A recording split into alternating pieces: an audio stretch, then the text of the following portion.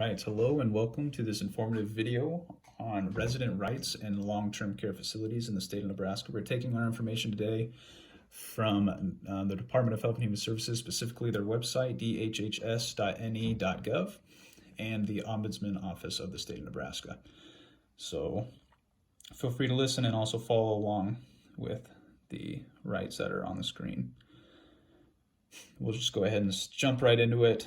Your rights as a long-term care resident in the state of Nebraska are these, and residents of any nursing home or assisted living facility are protected under state law with these terms. So, as a resident in a long-term care facility, you have the right to form and participate in an organized resident group that functions to address facility issues. Normally in a long-term care, this will be called the Resident Council.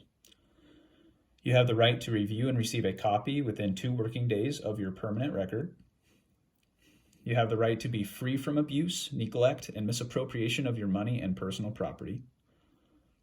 You have the right to be free from involuntary transfer or discharge from a nursing facility without 30 days advance written notice, except in situations where the transfer or discharge is necessary to protect your health and safety or the health and safety of other residents or staff.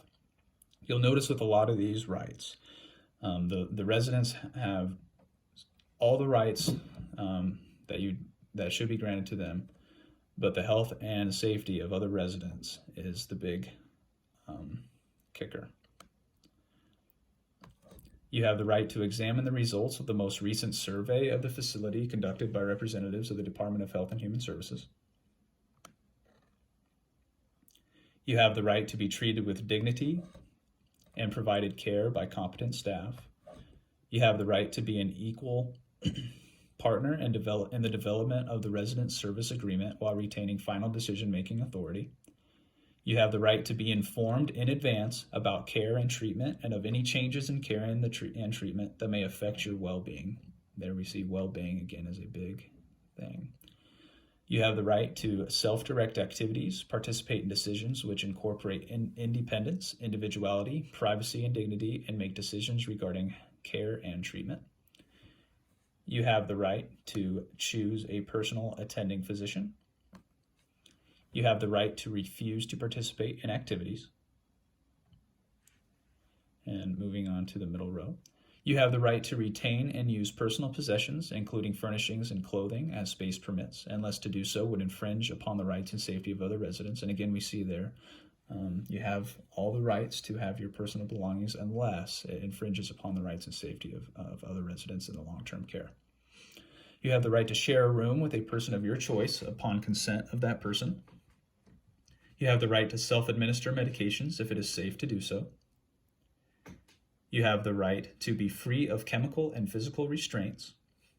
You have the right to exercise your rights as a resident of the facility and as a citizen or resident of the United States. You have the right to be informed in writing of the pricing structure and/or rates of all facility services. You have the right to refuse to perform services for the facility. You have the right to privacy and written communication, including sending and receiving mail. You have the right to receive visitors as long as this does not infringe on the rights and safety of other residents in the facility. There we see it once again. You have the right to have access to the use of a telephone with auxiliary aids where calls can be made without being overheard. That leads into privacy, which we'll cover at a later time.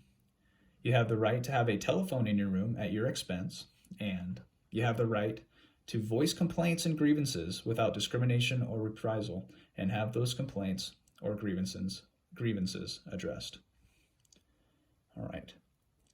Now, there are some other rights found on the Department of Health and Human Services website, and some of these rights overlap the rights that were on that other pamphlet. However, some go into deeper detail and or are different. So we'll go ahead and take a look at these. So in the state of Nebraska, as a resident of a long-term care facility, you also have the right to be informed of and participate in your plan of care, to choose your own physician, to be treated with dignity and respect.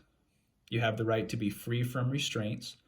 I think a big issue in long-term cares is restraint-wise is brakes on wheelchairs. if you are unable to remove the brake from your wheelchair, you should never have that brake used unless it is for your safety. You have the right to keep and use personal possessions as space allows. You have the right to share a room with your spouse if desired. You have the right to receive written notice before a room or roommate change. You have the right to choose your activities both inside and outside the facility. You have the right to decide when you go to bed and when you wake up. You have the right to receive visitors or refuse visitors. You have the right to manage your financial affairs. You have the right to view your personal and medical records. You have the right to have access to the use of a telephone, to send and receive email, and to view the most recent facility survey results. You have the right to privacy and confidentiality, which again will be covered later. You have the right to a safe, clean, comfortable, and home-like environment to the greatest extent possible. You have the right to file a complaint with the facility or other agencies and have action taken on those complaints.